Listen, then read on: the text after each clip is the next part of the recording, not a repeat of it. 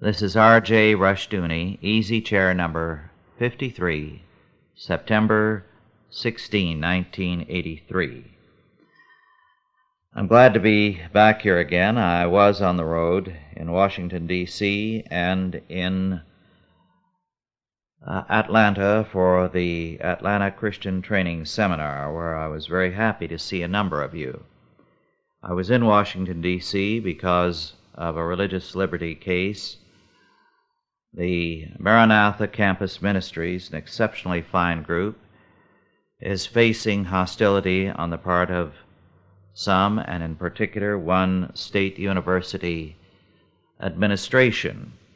Some of their students are being kidnapped and being deprogrammed. We are seeing this kind of thing increasingly. Any humanist whose son becomes converted to Christianity is going to have his son deprogrammed, if it is to Catholicism or to Protestantism or to whatever. The child or young person is going to be deprogrammed brutally. Now, I do not believe in deprogramming. What they do is to abuse and intimidate the young man or woman, and in some instances, the girls have been raped. We are facing an increasing and savage hostility to any conversion to Christianity, and it is classified as being converted to a cult. I'm going to discuss a book now that is very important. It's the second book on the subject which I have read in recent years. It is a book which I believe is now out of print. The title is The Sack of Rome by E.R. Chamberlain, C-H-A-M-B as in boy, E-R-L-I-N, published in London by Batsford in 1979. Now, the reason for my interest in this book is that although the author believes that the sack of Rome was a unique event, the last of its kind in history, the reverse is the true. At this point, Chamberlain, in an otherwise fine book, is at fault. We have seen sacks. For example, the Russian Revolution, before that the French Revolution, various minor revolutions. During the last two world wars, what we had amounted to the sack of a number of cities. Moreover, we have had the sack or looting of cities on a minor scale in a number of disturbances in this country and abroad as well. When the power went off in New York, the city was, in some areas, extensively sacked or looted. We are increasingly in a time when, because of the erosion of character, the loss of Christian faith, we have barbarians in our midst, and as a result, we have sacking or looting. Now, in the case of the sack of Rome in 1527, we had the imperial army of the Emperor Charles V, some 20,000 men, begin their assault on Rome. Rome was radically unprepared for the assault. The lack of preparation was due to an unbelief that anyone would sack Rome. It had been a while since any such thing had happened. Moreover, the cardinal in charge of that sort of thing, Armelino, was a very corrupt man. And no effort was made to remedy obvious faults. For example, there was a complete break in the walls of Rome at one point. But that was on private property belonging to a wealthy man, so they didn't touch it. They took care of the problems in the wall elsewhere.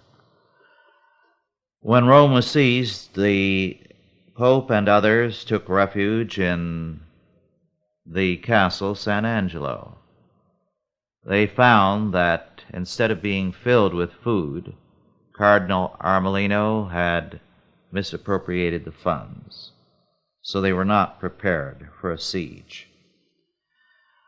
But let's back up first and look at the situation. The papacy had for some time been a corrupt papacy. The control of the College of Cardinals was in the hands of the monarchs and the emperors. As a result, it was virtually impossible for a good man even to have consideration as a pope.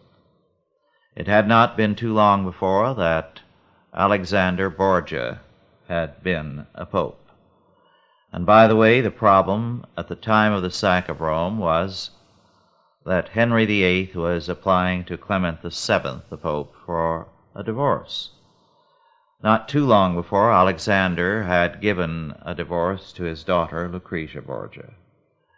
So this kind of thing was not unusual. It was the circumstances that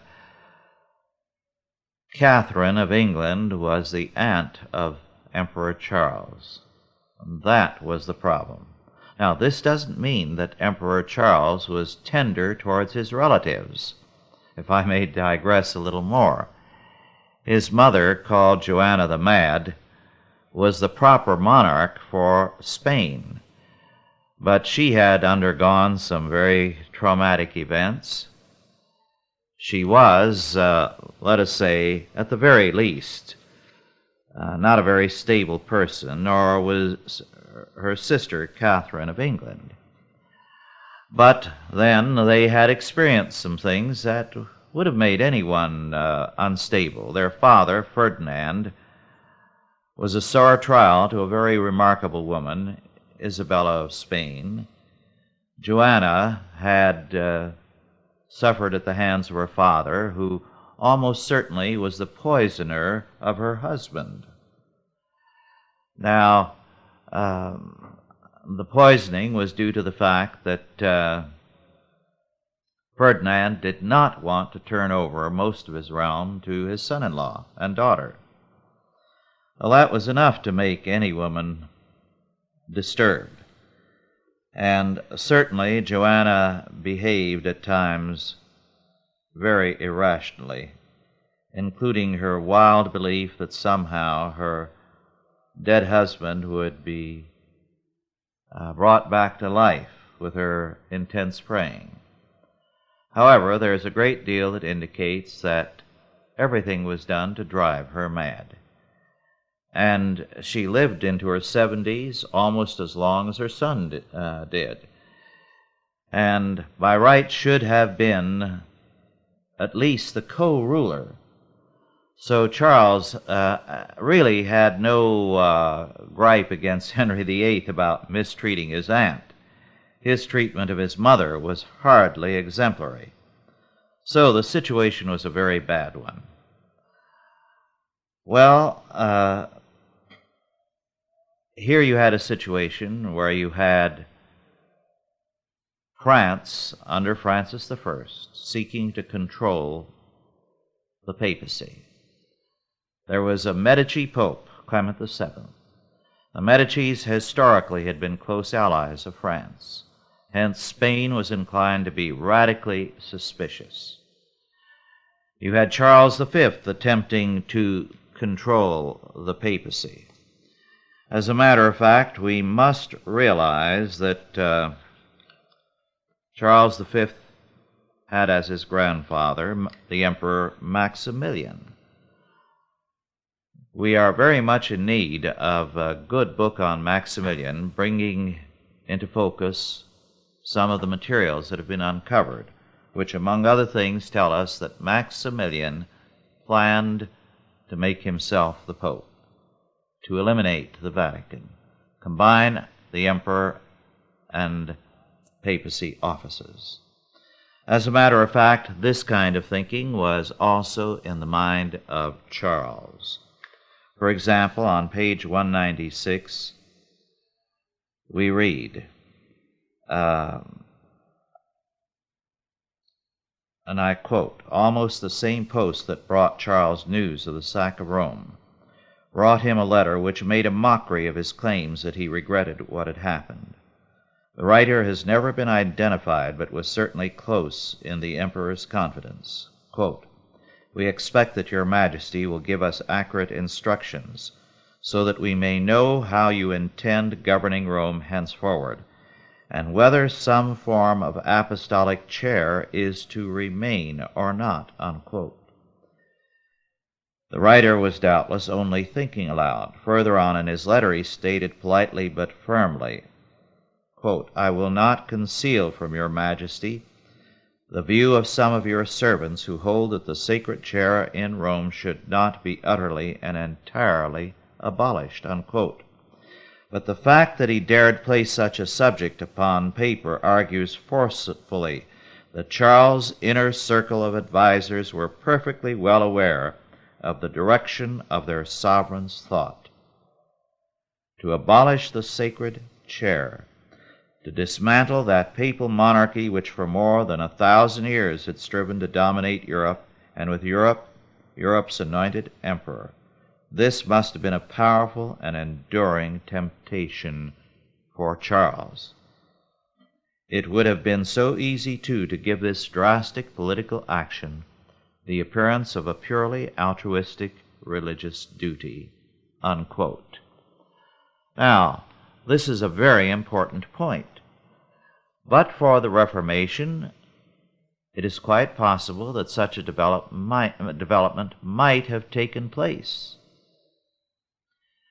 Because with the emperor controlling Europe, and with the various monarchs wanting an independence, which with the Reformation some of them took, it provided an ideal situation when all Europe was Catholic to dispose of the Pope and control all Europe through the office of Emperor-Pope, or in some way to nationalize all the churches. This is what the concordats that Spain and Austria and France had gained from the Vatican previously were all about. The move was to nationalize the church throughout Europe. Well, at the time of the Reformation, the Pope had been Leo, a Medici, and Leo X was a man who gutted the wealth of the Vatican. He made it the greatest era in history for artists. He was the great patron of the arts, and the Vatican became a center of wealth, of entertainment, and of artists, and the artists reveled in it. He left the running of the Vatican to a very competent cousin who was Giulio de' Medici. Now let's back up a bit.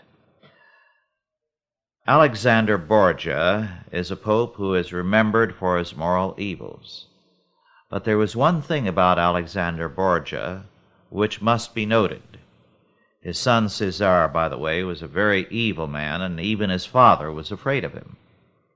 But Alexander Borgia was an exceptional administrator. To this day, the Vatican bears the stamp of Alexander Borgia. He was the kind of man who, in our day, would be a superb corporate executive. So that the Vatican was greatly strengthened by Alexander Borgia because it was able to function administratively.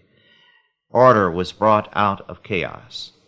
Now, Leo X made his cousin Giulio the vice-chancellor, which really meant deputy pope. And Giulio was exceptionally good. He was almost unerring in his choice of wise men for every office, in his ability to see issues properly and to make the proper recommendations to Pope Leo. In fact, had his counsel been followed more faithfully, things would have been all the better for Leo and the Vatican. Now, when Leo died and left a bankrupt papacy, financially and morally bankrupt, someone from Utrecht, Hadrian, was chosen. Now, Hadrian was universally hated by everyone in Rome. Their regard for him was one of contempt. They celebrated when he died. The reason, of course, was that Hadrian went there. First, he was a foreigner, and the Italians hated foreigners. They were only to be milked. And second, he brought in austerity, trying to bring the Vatican out of its financial mess. He only lived a very few years, and Rome celebrated at his death and promptly elected a man they thought would restore the regime of Leo, another Medici. Now, the simple fact is they were totally unrealistic. There was no way the old order could be restored. The Vatican was bankrupt. And Julio, as Clement VII, knew it. He had an uphill task. But there was a significant fact here that had a great deal to do with the future. As long as Clement VII, as Julio, had been under his cousin, his ability to assess issues and problems was superb. He did not make the decision. He analyzed it, made a sound recommendation, and passed it on to Leo. Then the fault was Leo's if he didn't follow Clement or Julio. The same was true of his appointments. They were unerringly good, so that if he recommended a man to his cousin, you knew that man had to be good. Once Julio became Pope as Clement VII, his judgment was almost uniformly bad. He only made one good appointment, Castiglione, whom he sent to the court of Charles V and never supported. He used him only as a facade. When the ultimate decision was in the hands of Clement VII, he proved to be totally incapable of making a right decision. Now, this is not an uncommon fault in many people. They are able in a secondary position, but when they take over, they are incompetent. Let me add, and I don't want any letters on this, I discussed this with my wife first, and she emphatically agreed, so you can fight with her on this. The fact is that this is part of the superb ability of women, and also their weak point. A wife is almost infallible, if she's a good woman, in the counsel she gives to her husband. In fact, she can be sometimes disgustingly right, over and over and over again. But when the decision is hers, that responsibility affects her judgment. Now, it was that way with Clement VII. On top of that, instead of making wise decisions, he suddenly turned Machiavellian. He made the statement, and I quote, "As a conscientious man, I ought to act as you tell me, but I see the world reduced to such conditions that the most cunning is revered as the most worthy of honor. And people say of him who acts otherwise that he is a good-natured fellow, but worth nothing, and so he is left alone. The imperialists will first establish themselves in Naples, then in Lombardy and Tuscany. They will make terms with Florence and Ferrara, and with you, the Venetians, and also while I shall remain a good-natured man, but plundered to the last farthing and unable to recover anything of my own. I repeat, I see perfectly that the way you point out ought to be the right way, but I tell you also that in this world the idea does not correspond with reality, and he who acts from amiable motives is nothing but a fool." Unquote. So Clement VII, who had been a strictly honorable man, felt as Pope that he ought to be a devious and Machiavellian man. And as a result, he befuddled the monarchs. He tried to give both Charles and Francis the impression that he was on their side.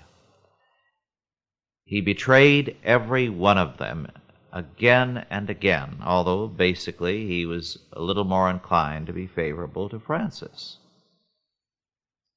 As a result, he angered everyone. They began to hate him with a passion, and a vengeful spirit, therefore, was created, especially among the imperial troops. Well, on top of this, Rome was morally decadent and also unrealistic. It had no sense of reality. The attitude in Rome was that they were immune, like the Jews of old who told Jeremiah, the temple of the Lord is with us. So the Romans felt they could do anything and escape God's judgment and man's as well because, well, the Vatican is here. It wound up with so much duplicity and double-dealing that at one point Charles V cried out with rage. And then the die was cast,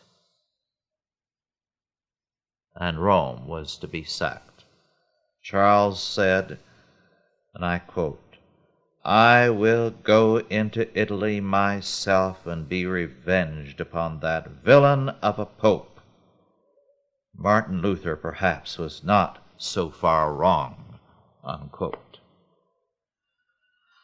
Now, I spoke of the moral condition of Rome. Well, let us see what it was like. First of all, when the time came to defend the city, the Vatican sent out a call for the rich to come forward and contribute so they could rebuild the walls and they could hire troops. And at the end of the appeal, the first man who came forward was Domenico Massimi, who was reputed to be the richest man in Rome.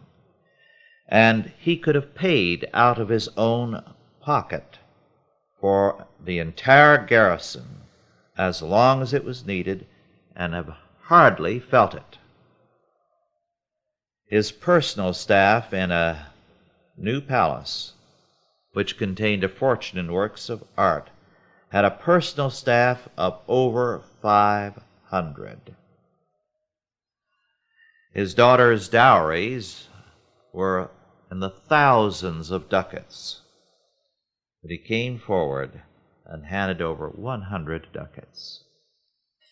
And the other leaders of Rome came over and gave in like proportion. The fact is, as Chamberlain says, the people, rich and poor, were alienated from reality. Well, they paid a price for it in their lives, and the massive rape, and so on.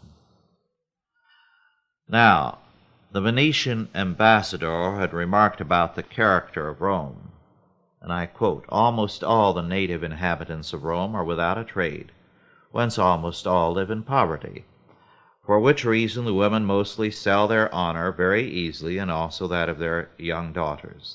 Dishonor is, for the most part, the result of need." End of quote.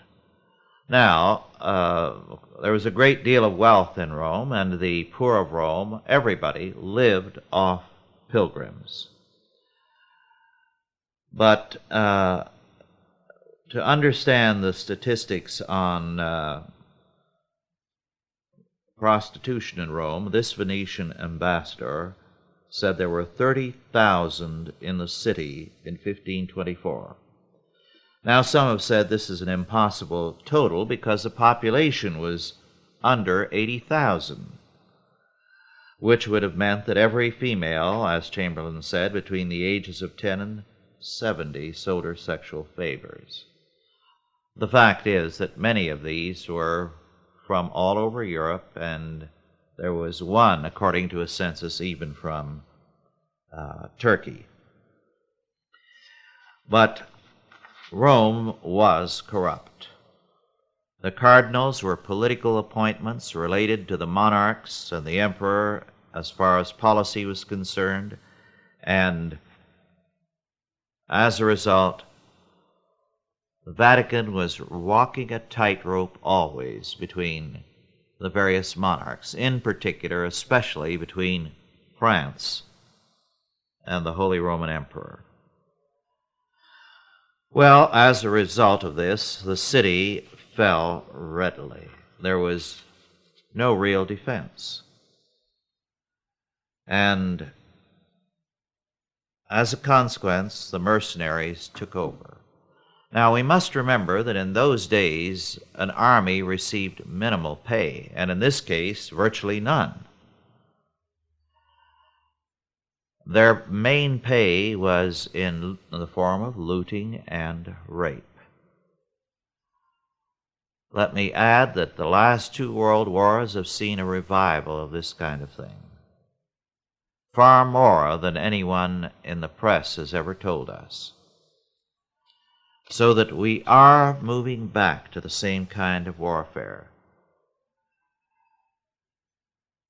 Well, as a result, you had these troops ready to move.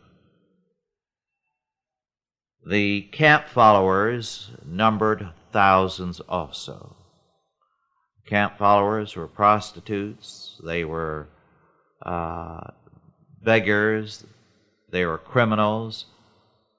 They followed the army in the hopes of sharing in the loot. The first plundering and rape and killing was mostly the work of camp followers, and Chamberlain calls them the human hyenas that tagged behind all armies, and as often as not of citizens, local citizens, who had a grudge to settle. And yet it was a first sinister herald of what was to come, the first unqualified indication that what had happened was not simply a diplomatic reversal, but a totally military defeat, which put some 90,000 people at the very slender mercy of their conquerors, unquote. Well, for 3 months, Rome was sacked. Unbelievably sacked. The army was made up primarily of Spaniards and Italians and then Germans. Ironically, according to Chamberlain, the Germans were the most merciful, partly because, he says, the German soldiers had less imagination than the Italians and Spaniards, did not devise like means of torture, and were naively ready to believe people when they said they didn't have anything.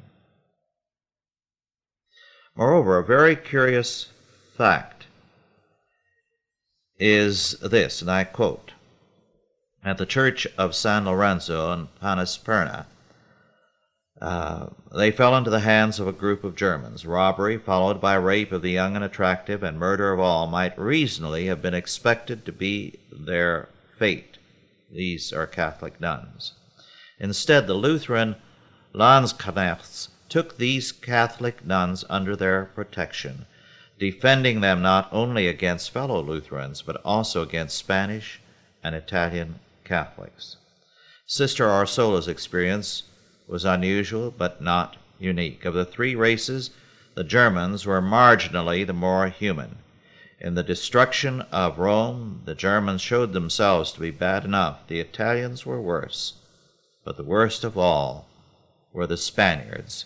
A citizen of Narni reported of his scarifying adventures in Rome. But others were prepared to give the Germans their due. It was observed in some cases that the Lutheran Germans showed more pity, being prepared to defend the virtue of women, an observer remarked. Although he could not resist adding caustically, it was enough for them to lay their hands on booty. He agreed with the man from Narni that the Spaniards were worst of all, practicing unheard of tortures to force their victims to disclose where they had hid their money. The one class of persons who suffered more than any others during the first few hours were the younger, poor women. But after that, of course, all of them were involved. And ironically, the Spaniards were the worst in the matter of sacrilege. It was Spanish troops, writes Chamberlain, who broke open the tomb of the great Pope Julius II, dragging the corpse out of his 14-year grave in order to plunder it. The more naive Germans were taken in by the claims of the papists they affected to despise. Sebastian Schertlin got hold of the rope, thick enough for the neck of a Polyphemus, with which Judas was supposed to have hanged himself, and despite all financial offers insisted on taking it home with him. Nearly 100 years later it was still in the church of Schorndorf with a label proudly announcing its origins, and so on. The German troops were ready to save relics, and the Spaniards to destroy them. Well, after the original looting, then the torture began of people to reveal where they had hidden other treasures. The wealthy had gotten the idea of a very good hiding place, to throw it into the septic tanks. Well, when the Spaniards and Italians found out about it, they drove them into the septic tanks to start diving for the treasures, and very often drowned them in it afterwards. So there was no relief. The invaders made then the mistake of looting the farmers who brought food into the city. So before long there was hunger, and noblewomen were sold for prostitution purposes for 1 egg each. And so it continued, on and on. Well, the emperor did nothing to call the troops off. The Pope wanted to buy them off to go away, but he didn't have the funds to do it, only with difficulty raising enough finally from here and there to buy them off so they would leave. But with all the dead bodies and the looting, the disorder, plague also broke out, so that the situation in Rome was a nightmare. Now, I called attention earlier to the fact that Charles had been thinking quietly, as his grandfather had, about removing the papacy, working out something else. The shock of horror that went all over Europe, Protestant and Catholic, at what the imperial troops had done to Rome, necessitated some kind of change of attitude. So that, of course, Spain began to say that the troops were out of control because some of them, a minority of them, were Germans and Lutherans. But it meant there had to be a change of tactics with regard to the future of the church, so that when finally Charles compelled the Pope to sign a peace treaty on November the 26th. It was a treaty with a particular angle to it. It seemed, on the face of it, generous. After all, for publicity purposes, Charles needed to be. It restored the papal cities and territories now thoroughly looted to the Vatican. In return, Clement had to swear to be neutral, to pay the outstanding ransom, and to agree to a council for the reformation of the Church. This was the Council of Trent. The whole purpose of the Council of Trent, which I believe lasted about 35 years, was simply to accomplish in another way the imperial program, and that was to break the back of the Vatican. Now, the papacy, as a result, both under Clement and his successors, dragged their heels at Trent and did everything to stall the council, to await some kind of weakening of Spanish imperial power, so that they could avoid what would be a de facto destruction of the papacy. Now, as it worked out, it was a standoff, but from there on, the papacy was effectively controlled by the Holy Roman Emperors. The Vatican was only able to revive in power and to free itself when Napoleon destroyed the Holy Roman Empire. Napoleon then tried to subjugate the Vatican to his own goals, virtually made the Pope his prisoner. And by the way, the papacy had become so poor by that time that I believe one of the popes in that era was crowned with a paper tiara. Everything else had been sold or hawked. But with the fall of Napoleon, the Vatican began to revive. And since then has had a very interesting history. The development of papal power culminating in the First Vatican Council. Then in Vatican II, the rebellion of the bishops to a degree, so that now a different approach was taken, which led to the chaos under John and Paul VI. And now the attempt of John Paul II to heal the wounds, bring the church together, and effect some kind of restoration of both faith and authority. Well, the sack of Rome, thus, has had influences which are still with us.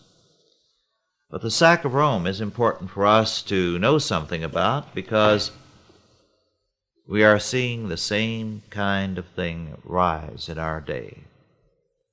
After all, what did Saigon endure but a sack, a looting? This is becoming increasingly a commonplace fact. Well, now to go on to another book. This one is in print, and I urge you to get it. It is Inside the Soviet Army by Viktor Suvorov, Suvorov, published at 1595 by Macmillan in New York in 1982. The copyright is in 1982, but I don't think it was actually released till early this year. It is an account of the Soviet military power by a high-ranking Russian officer who defected to the West. It is a very important book, dedicated, by the way, to Vlasov, one of the defecting generals of World War II. An important point he makes is that internal crises increase the aggressiveness of the Soviet Union. And we know their internal crises are increasing. The point made by Suvorov is that the Soviet army is a powerful fighting force. Its morale is not good, but its abilities are exceptionally good. It has no food resources. It needs a very short war. But on the other hand, as far as nuclear war is concerned, the Soviet Union believes in a war with the United States. The only thing to do is to lead off with their most powerful weapons first of all, with a first strike. They recognize very clearly that they need a short war because of the food angle, and therefore it has to be over quickly as they can make it. He says the war must be as short as possible. Socialism is unable to feed itself from its own resources. The Soviet variety is no exception to this general rule. Before the revolution, Russia, Poland, Estonia, Lithuania, and Latvia all exported foodstuffs. Nowadays, they have not enough reserves to hold out from one harvest to the next. Yet shortage of food leads very quickly to manifestations of discontent, to food riots, and to revolution. Remember what happened at Novocherkassk in 1962, throughout the Soviet Union in 1964, and in Poland in 1970 and 1980. If socialism is unable to feed itself in peacetime when the whole army is used to bring in the harvest, what will happen when the whole army is thrown into battle and when all the men and vehicles at present used for agriculture are mobilized for war? For these reasons, the communists are forced to plan any adventures they have in mind for the second part of the year, for the period when the harvest has already been brought in, and to try to finish them as quickly as possible, before the next season for work in the fields comes around, unquote. Now, as they have read our material on war, they have concluded for a long time that the United States is deluding its people. How can they talk about, as they do, saving their nuclear weapons for the latter stages of a war? The United States talks about a war which will begin very slowly, escalate step by step, and only at the last stages, in desperation, will nuclear weapons be used. That's the thesis of Washington. That's the thesis, at least, of the administrations we've had, all of them. The Soviet Union cannot imagine a long-scale war. They can't wage it. It has to be a quick knockout. At first, they concluded we were deluding our people with that kind of talk. To reassure the American population, we would not admit to what was going to take place immediately. Then, as they studied our deployment of nuclear weapons, it suddenly dawned upon them that we actually planned to do it. We were crazy enough to do that. That was their attitude.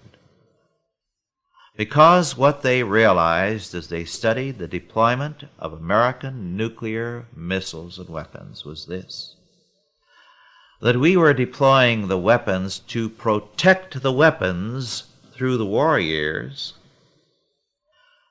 but not to protect Washington or the American people. In other words, we're going to preserve our weapons and let the country go. And they decided we were insane. And Suvorov said very few American pictures are shown in the Soviet Union films. But he said he had an opportunity to see a few, and he studied them closely. and he suddenly came to realize how revealing they were of the American character. These were Westerns. And he said in the Western film, Gary Cooper or some other player who is the good guy, the sheriff or whatever, goes into town where a killer is waiting to kill him, and probably has men who are hiding up on the rooftops who are going to ambush him to make sure he's killed. But what does he do? He walks right into the center of town, down the street, where there are people who can shoot at him from all angles. And he doesn't even reach for his gun until the villain does. And he says then, miraculously, he gets the villain and he turns around and shoots the man on the rooftop over here and the man over there. And by a miracle, he comes out on top. And he said, this is the American way. They actually believe in real life that they're going to pull this off in a war with the Soviet Union. And he concludes it's crazy. Suvorov does not see much hope for us because we are so unrealistic. But he felt he had to come here because for a little while in his life, he had to have freedom. Well, I commend that book to you. While I was in Washington, D.C. this Sunday and Monday, I had the opportunity Monday to pick up the Washington Times and the usual pleasure of reading John Lofton's column titled John Lofton's Journal. And it's a delight. John, I enjoy your things. I wish I were where I could read your columns regularly. Well, it's about Barbara Honegger, who is very critical of the Reagan administration and its policies towards women, and she left the administration recently, thank God. At any rate, John Lofton takes Barbara Honegger apart. Barbara Honegger has a degree in parapsychology, and in one of her documents, this is what she says, as Lofton reports it. On a 1974 trip to England, she stays at the home of a friend. During the night, an inexplicable chill overtakes her, and she sees through an opening in the drapes 3 stars, which are the belt of the great hunter Orion, who walks the night sky with his dog Canis Major. Stunned, she says, by the coincidence of this constellation framed by the drapes as if flanked by stars, Honegger's heart starts to beat quickly as she turns on the light and sees an abstract painting with 3 circles and a diagonal line. Later she goes out to eat breakfast, and there on her plate is something unusual, a strip of bacon, in the middle of which are 3 very large, nubby white pieces of gristle in a perfect diagonal line. On the way to Shakespeare's grave, a piece of paper blows against her shoe. On it, a family crest containing 3 stars in a row. The next 2 weeks, she says, she spent communing with ancient megaliths. For the next 3 years, Honegger played the role of a cosmic Sherlock Holmes, trying, she says, everything I could think of to unearth the meaning of the 3 stars. She investigates George Washington's ancestral crests, etc. And so on. She interviews a doctor, and she meets a theoretical physicist who tells her that the one fact we should burn into our minds about the universe is the absolute significance of the number 137. The number is the basis of the physical or secular order of the world, because it is the probability with which the most frequent event in nature occurs. There is, we are told, a probability of 1/137th that whenever 2 electrons come together in space, they will emit a photon of light. But of course you knew this already, right? Anyway, when this probability is drawn on paper, it looks like the belt of Orion. Moving right along, Honegger tells us about the many occult references to the dog in the dog star Sirius. The famous mystic Gurdjieff, for example, a real nut, by the way, has been recorded by close disciples as having repeated the cryptic injunction, "Bury the dog deeper." You know, people used to pay a fortune to go and sit under Gurdjieff, who may have been a man with a quiet sense of humor and a con operator, otherwise a nut if he didn't do it deliberately. And he'd come up with profound bits like "bury the dog deeper," and they'd go away and meditate on these pearls of wisdom. And there was a curious link between Sirius and the mark of the beast in the Bible's book of Revelation. Honegger writes, quote, "Though current renditions refer to this mark as 666, scholars have suggested, for complex reasons, that the original reference was to 616. Sirius is the nose of the constellation, Canis Major the dog. A cursory look at any dog's nose will reveal that the nostrils and center crease can be represented as a palindromic number of a beast. A dog's nose is black, and one of the most fascinating recent astronomical revelations about the Sirius star system is that it is almost certain that one of the stars in the system is a black hole. According to theoretical physicists, it may be possible through a black hole to travel to a different place and time in the universe, as the Egyptians claimed the Syrians did." Unquote. Later, when she leaves Anderson's office to go to the restroom, as she stands in front of the bathroom door, Honegger places her finger in the letter O in the word women.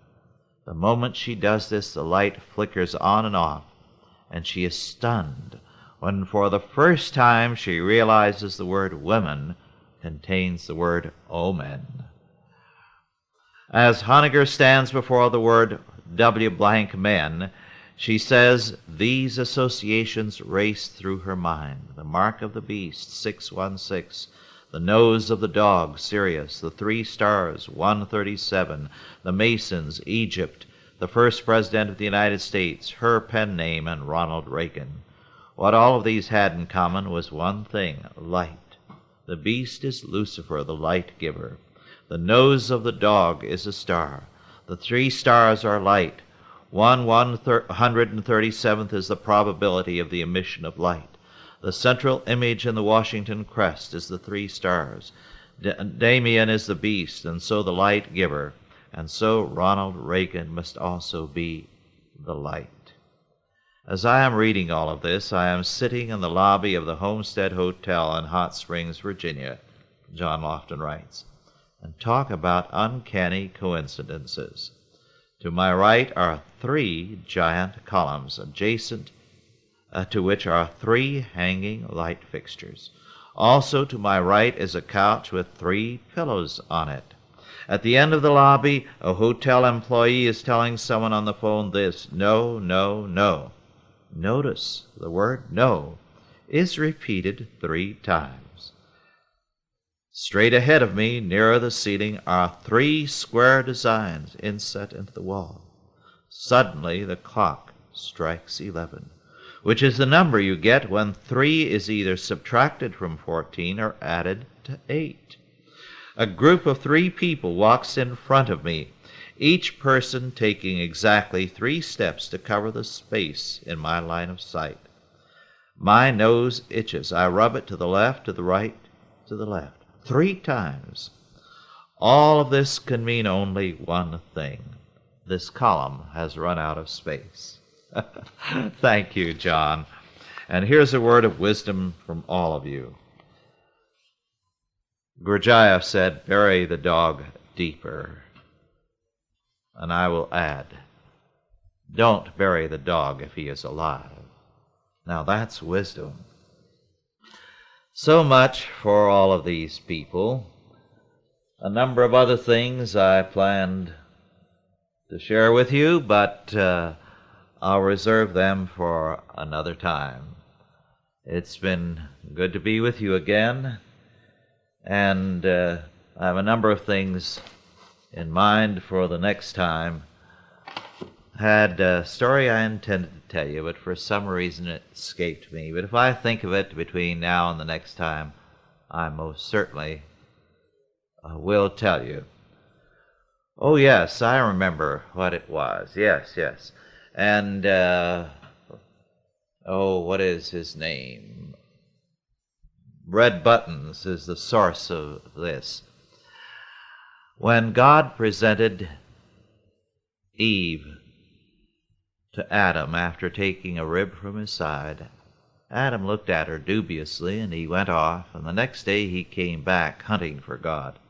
And when he found him, he said, "Lord, I've got more ribs. Have you got more broads?" And he told this story also. This was on a TV program.